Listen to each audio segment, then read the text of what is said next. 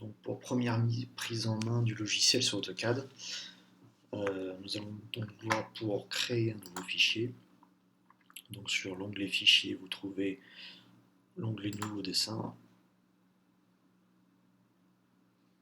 Donc vous avez ensuite ici une suite de gabarits de dessins AutoCAD qui correspondent à différents besoins, voilà, suivant si vous souhaitez dessiner sur 2D, sur 3D, etc. Donc, nous, on va se contenter d'utiliser le fichier ACAD, donc le gabarit de dessin ACAD que l'on va ouvrir. Donc on retrouve donc notre espace habituel qui est limité avec nos deux axes X et Y donc pour le dessin 2D. Et ensuite donc, vous retrouvez la grille que vous pouvez donc bien sûr activer ou désactiver ici. Et ensuite l'ensemble de vos outils habituels. Donc on peut commencer par faire un simple dessin avec l'outil ligne. Donc l'outil ligne vous permet de travailler de manière libre ou avec le mode ortho. Donc, là je vais taper ma première ligne à 800. Hop. Donc je fais entrer pour sortir de la fonction. Ensuite je vais utiliser l'outil décalé qui va me permettre de créer une ligne décalée à une cote donnée par rapport à la première dessinée. Donc le logiciel me demande de spécifier la distance de décalage, donc je vais la spécifier à 19 mm. Donc je fais entrer, et maintenant je décale en sélectionnant la ligne, je décale en créant donc ma ligne de 19. Donc la ligne de 19 parallèle à 19 mm de la première. Et encore une fois, pour sortir de la fonction, hop, j'appuie sur entrée.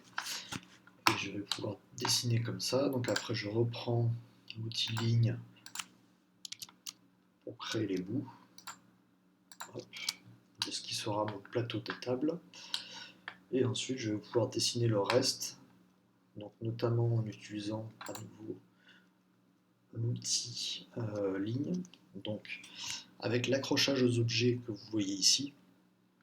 Donc l'accrochage aux objets, ça me permet de me situer dans mon dessin de manière intelligente, c'est-à-dire que là je vais pouvoir, grâce à cet accrochage, lui spécifier une distance de décalage pour créer ici mon pied. Donc je reprends mon dessin, mon outil ligne. Donc à partir de ce point, en me décalant et en restant sur la ligne, je vais pouvoir lui spécifier une distance de décalage. Donc là, je vais lui donner une distance de décalage de 20 mm. Voilà, donc ce qui me crée donc mon décalage de 20 mm. Et ensuite là, je vais pouvoir lui attribuer donc la longueur de pied. Donc là, c'est un petit chevet. Donc, je vais lui mettre une longueur de 450 mm. Donc je fais toujours entrer donc pour entrer donc la donnée que je lui viens de lui spécifier. Je fais pareil donc pour sa largeur. Et ensuite je peux revenir, donc pareil l'accrochage aux objets, hop, en le décalant comme ça me permet tout de suite de dessiner la parallèle à la première ligne. Voilà, et une fois que j'ai dessiné mon pied gauche, lorsque le meuble est symétrique, donc c'est le cas ici, je vais pouvoir utiliser la fonction miroir pour créer le pied en miroir. Donc je spécifie l'objet que je souhaite réaliser en miroir. Donc, je fais entrer. Donc là, le logiciel me demande de spécifier le premier point de la ligne de symétrie. Donc je lui spécifie l'axe ici de la moitié de mon plateau. Et je lui spécifie un deuxième point ici, donc sur le même axe. Hop.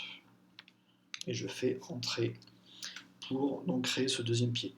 Petit détail, vous pouvez voir ici que le logiciel me demande si je souhaite ou non effacer les objets sources.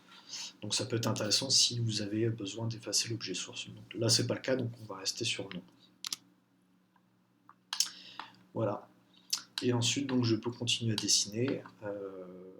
Donc, pour vous montrer la fonction ajustement rapide, je vais créer ici un petit rainurage esthétique. hop, qui va être réalisé comme ça. Donc pareil, je fais la parallèle pour voir la largeur de la rainure. Donc je reprends ma fonction décalée. Donc je lui spécifie une distance de décalage de 5 mm. Donc toujours bien à faire entrer entre chaque étape.